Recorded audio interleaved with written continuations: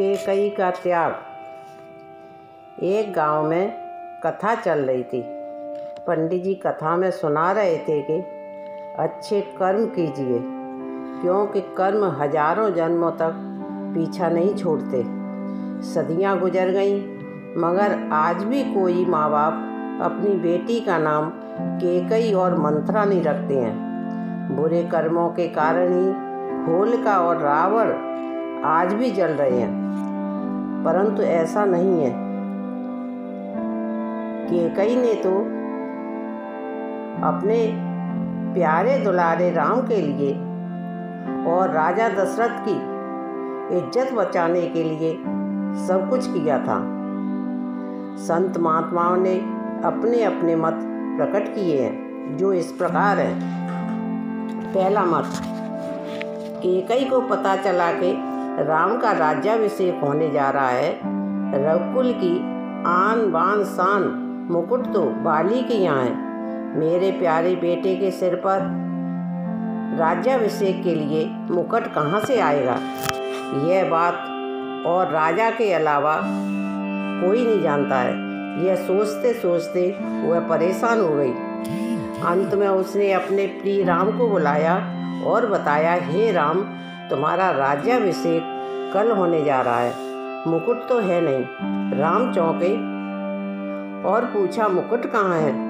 तो केकई बताने लगी, एक बार की बात है, राजा दशरथ जी भ्रमण करने के लिए निकले। मैं भी साथ में थी। हम दोनों जा रहे थे, तभी बाली सामने आ गया। उसने तुम्हारे पिता को युद्ध के लिए ललकारा। जोश में आकर राजा दशरथ ने चुनौती स्वीकार कर ली, परंतु वो यह भूल गए थे कि बाली को वरदान प्राप्त था कि जिस किसी पर भी बाली की दृष्टि पड़ेगी, उसकी आदि शक्ति बाली के अंदर आ जाएगी। अतः राजा दशरथ और बाली का घमासान युद्ध हुआ। उसमें राजा दशरथ हार गए।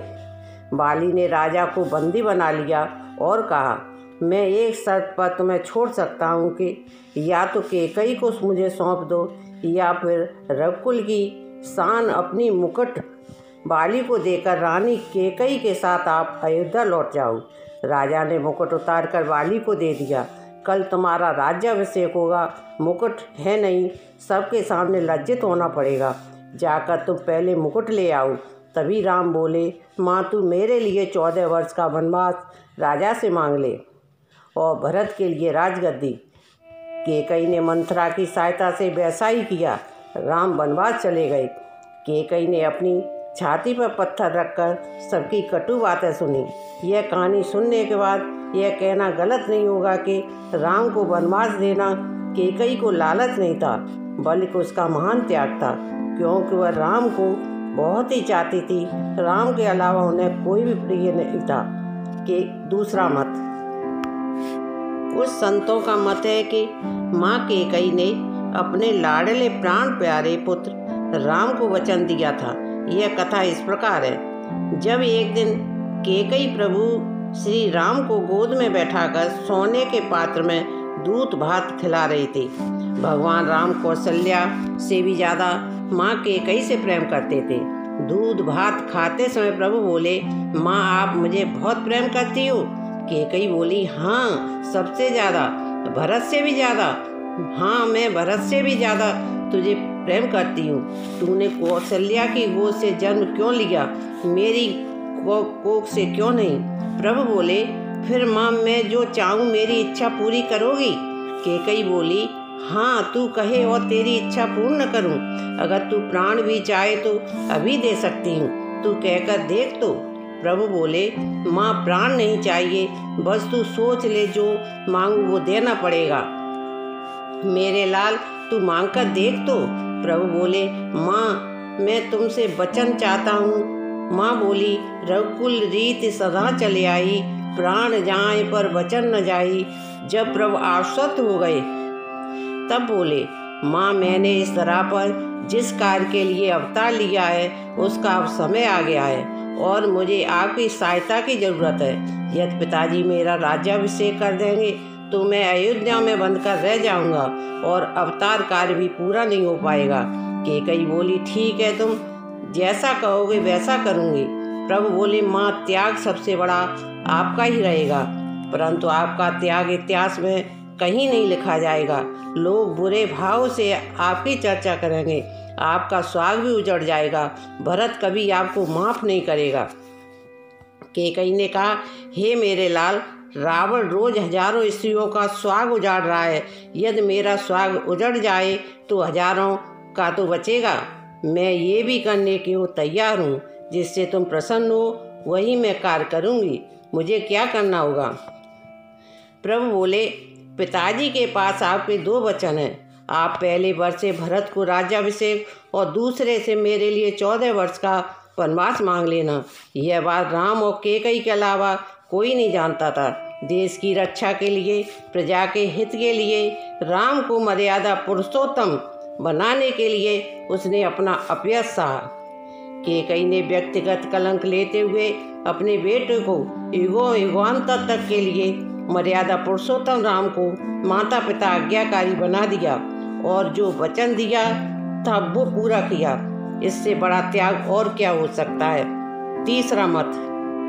राजा दशरथ की तीसरी पत्नी केकई भगवान राम को अपने बेटे भरत से भी ज़्यादा प्रेम करती थी। उन्हें राम से बहुत आशाएं थी।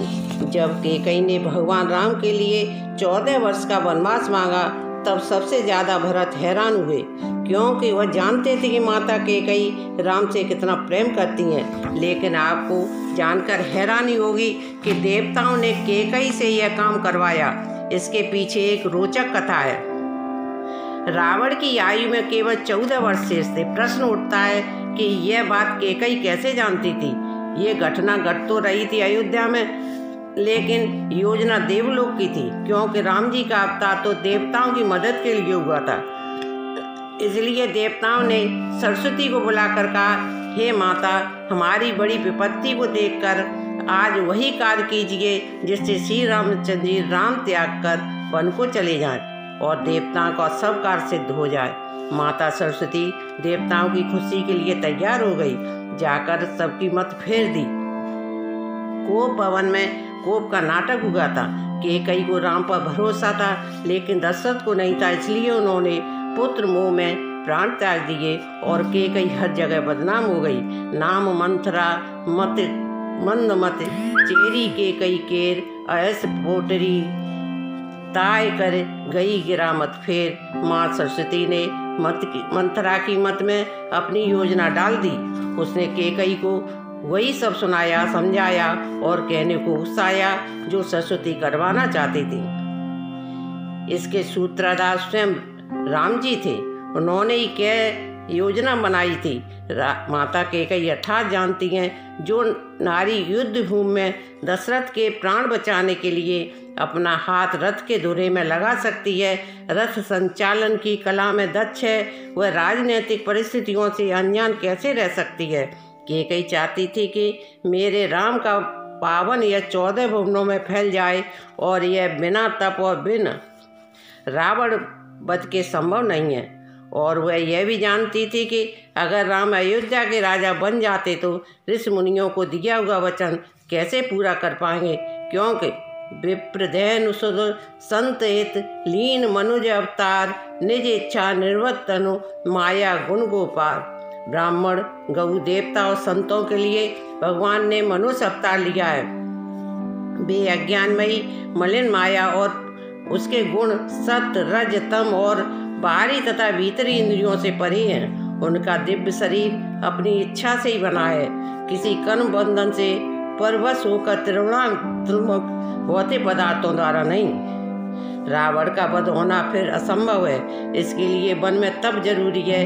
केकई चाहती थी कि राम केवल अयोध्या के ही सम्राट बनकर न रह जाएं, बल्कि वे विश्व के समस्त प्राणियों के हृदय में सम्राट भी बने। सत्य तो यह है कि माता ने ही स्वयं सारा कलंक लेकर राम को भगवान राम बना दिया।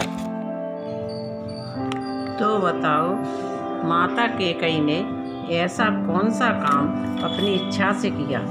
उसने तो अपने प्रिय राम के लिए, अपने कुल की इज्जत बचाने के लिए और देव इच्छा के कारण ही किया। ताकि राम के हाथों रावण का संहार हो सके। आज भी राम कथा के नारी पात्रों के बीच माता कैकेयी का नाम महत्वपूर्ण है। मेरा तो यही मानना है।